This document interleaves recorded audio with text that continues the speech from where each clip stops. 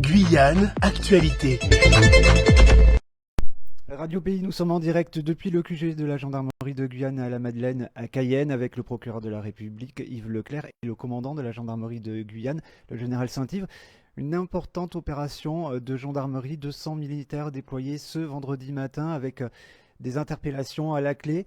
Yves Leclerc, bonsoir. Vous êtes procureur de la République donc de Cayenne. Un mot sur cette opération, en quoi est-elle exceptionnelle et qu'est-ce qui a justement débouché au terme de ces opérations, ces 7 ou 8 opérations de gendarmerie?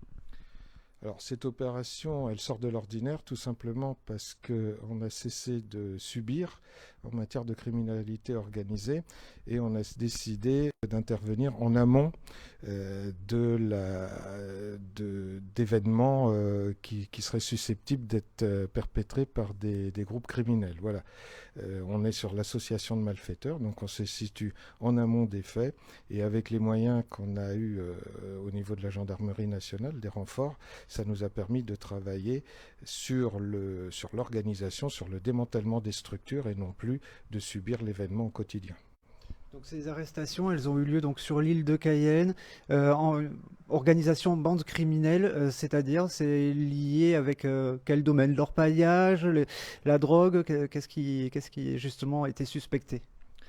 C'est des organisations qui sont, je dirais, polycriminelles, c'est-à-dire qu'elles vont être essentiellement sur de l'atteinte aux biens, mais de façon extrêmement violente avec usage des armes, donc des vols à main armée, mais ça va être aussi des atteintes aux personnes, sur des violences graves, des violences avec armes, sur du racket, et de toute façon, de façon transverse, sur tout type d'activité qui est susceptible de rapporter de l'argent, donc effectivement des stupes ou de l'or.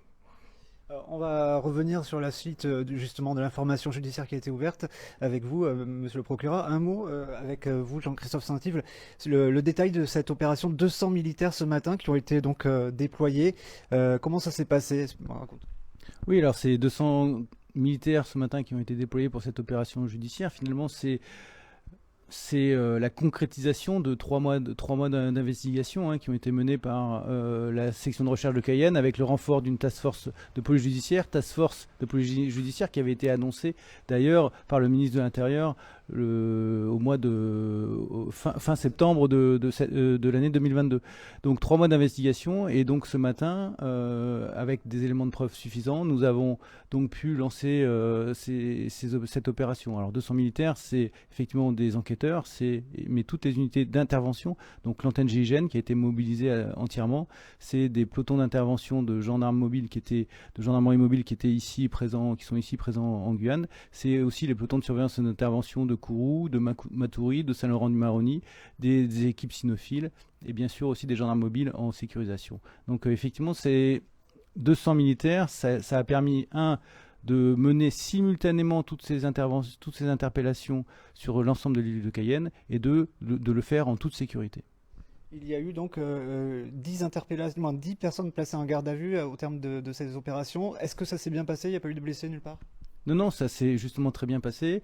L'ensemble des moyens déployés a permis justement que ces opérations se passent dans le calme et se passent rapidement et dans le calme. Le fait de les faire simultanément permet effectivement d'éviter aussi que les malfaiteurs qui étaient recherchés s'enfuient ou s'appellent les uns les autres et évite les contrôles. Donc la simultanéité, la rapidité et effectivement la force qui a été mise en place dès 6 heures du matin ce matin a permis que tout se passe cette opération se passe en toute sécurité.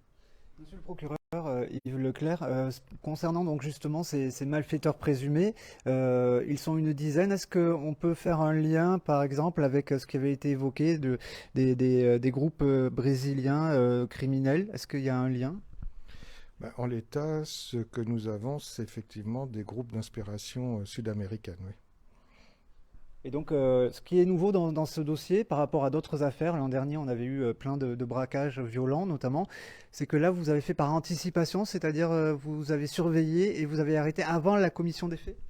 Tout à fait. avec des moyens d'investigation supplémentaires, on peut, là, qui ont été importants, hein, qui ont été mis en place, on peut là travailler sur l'organisation en amont et du coup prévenir le passage à l'acte. Alors forcément, c'est extrêmement chronophage.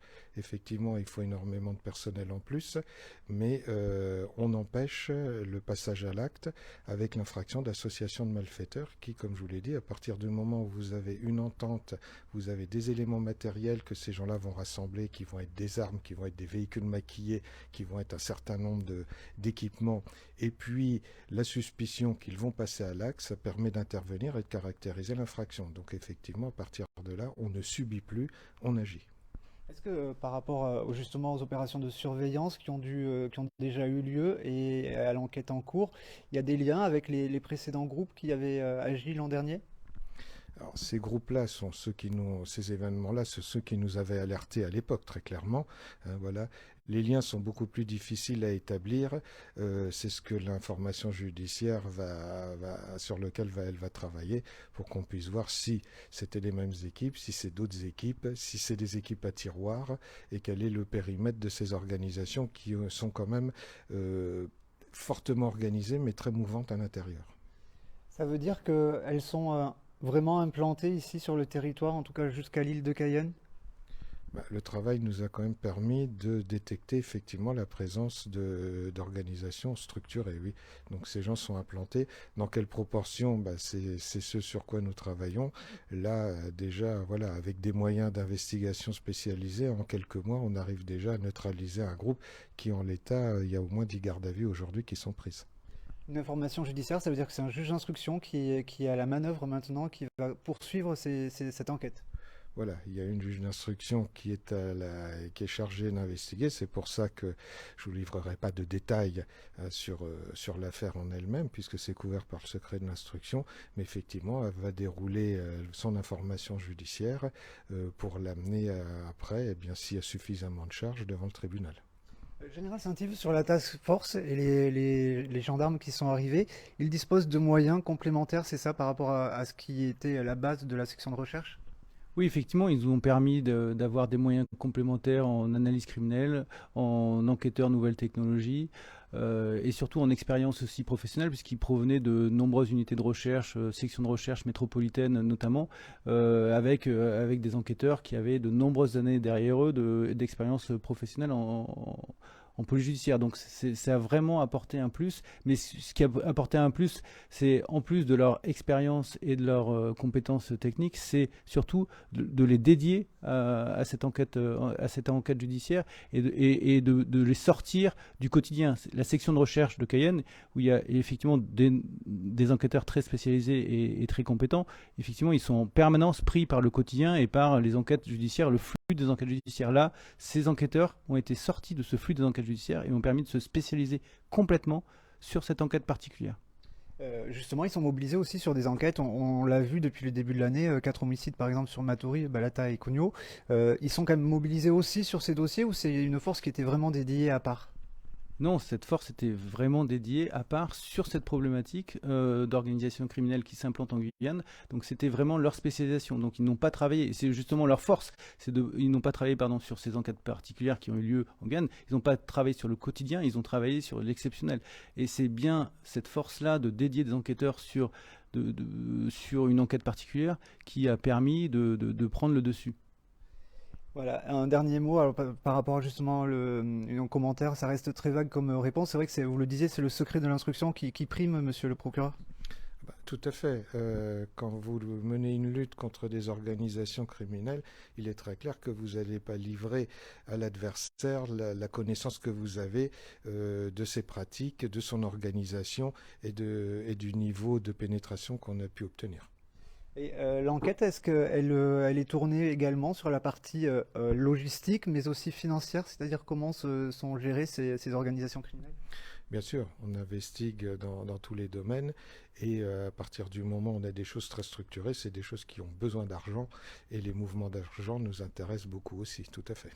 Yves Leclerc, donc procureur de la République de Cayenne, et le général Saint-Yves, commandant de la gendarmerie de Guyane. Merci beaucoup pour ce point complet. À retrouver les points dans nos différents journaux sur Radio Pays. À très vite. Outremernews.fr, le site de l'actualité Outre-mer, 24 heures sur 24 et 7 jours sur 7. Retrouvez la chaîne Outremer News sur YouTube.